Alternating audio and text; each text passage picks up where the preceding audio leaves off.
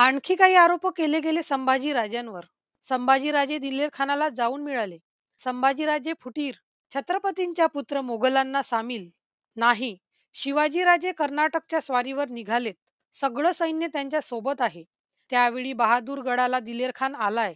तो स्वराज्यावर आक्रमण करायची भीती आहे. महाराजांनी आदिलशाही आणि गोवळकोंड्यात भांडणं लावून दिली, त्यामुळे ते स्वराज्यावर आक्रमण करणार नाहीत. पण दिलेर खान मोकळा आहे. आपण कर्नाटकात निघाल्यावर दिलेर खान आक्रमण करू नये यासाठी त्याला रोखण्याची जबाबदारी शिवरायांनी संभाजी राजांना दिलीये. त्यांना शृंगारपूरचं सुभेदार म्हणून नेमलंय आणि ससैन्य शिवराय बाहेर असताना निव्वळ बुद्धीच्या बळावर संभाजी राजांनी दिलेर खानाला रोखलंय. राजे येईपर्यंत रोखलंय आणि त्यावेळी पत्रव्यवहार केलाय. आम्हाला पराक्रमाची संधी हवी. आम्हाला आमचं पराक्रम दाखवायचं आहे. इथं स्वराज्यात ते शक्य होईना. मला संधी द्यावी. दिलेर खानाने लगेच उलट टपाली पत्र पाठवलं. अरे तू तिथं गप्प का बसलाय? औरंगजेबाची इच्छा आहे सह्याद्री जिंकायची. तू ये, चल ये माझ्याकडं. आपण दोघं मिळून सगळा दख्खन जिंकू.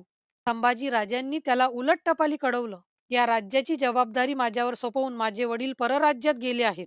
ते परत येईपर्यंत मी तुझी जबाबदारी स्वीकारू शकत नाही. म्हणजे संभाजीराजे येतोही म्हणत नाही आणि संभाजीराजे येत नाही असंही म्हणत नाही. निव्वळ झुलवत ठेवलंय. राजे परत आले. पन्हाळ्यावर दोघांची चर्चा झाली. बेत झालं आणि मग राजे रायगडावर गेले. यथाकाळ निरोप पाठवू सांगून मध्ये 6-7 महिने गेले.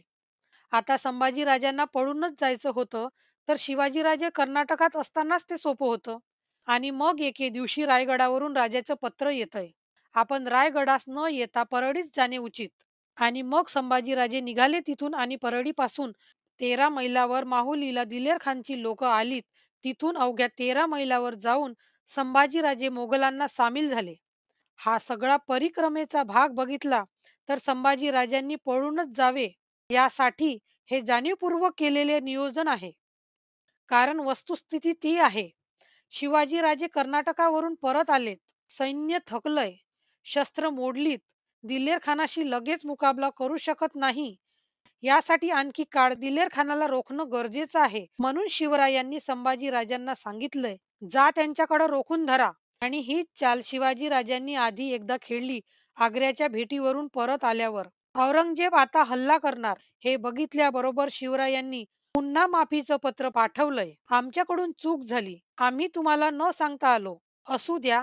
आता माझा पुत्र पुन्हा मनसुबदार म्हणून घ्या. आणि संभाजींना पुन्हा त्यांनी मुआझमकडे पाठवलंय. आणि तेच याही वेळी केलं. संभाजींना त्यांनी पुन्हा दिलेर खानाकडे पाठवलंय. आणि जेवढा काळ संभाजी दिलेर खानाकडे आहेत, तेवढा काळ दिलेर खानानं एकदाही स्वराज्यावर हल्ला केला नाही. भूपाळगडचा एकच किस्सा. पण त्या भूपाळगडाबद्दल संभाजीराजे बाकरे नावाच्या ब्राह्मणाला दानपत्रात ते स्वतः लिहितात. तो दिलेर भूपाळगडाची इच्छा धरून माझ्यासमोर आला. त्यावेळी शंकरासारखा मी माझा तिसरा नेत्र उभारून क्रोध प्रकट केला. म्हणजे सरळ आहे. संभाजी राजांची इच्छा नाही स्वराज्यावर आक्रमण करायची.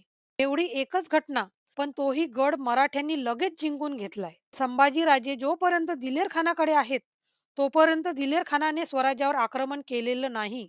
आणि संभाजींनी ते जाणीवपूर्वक होऊ दिलं नाही. पण याच काळात शिवाजी राजे मात्र मोगलांचे किल्ले घेत निघाले.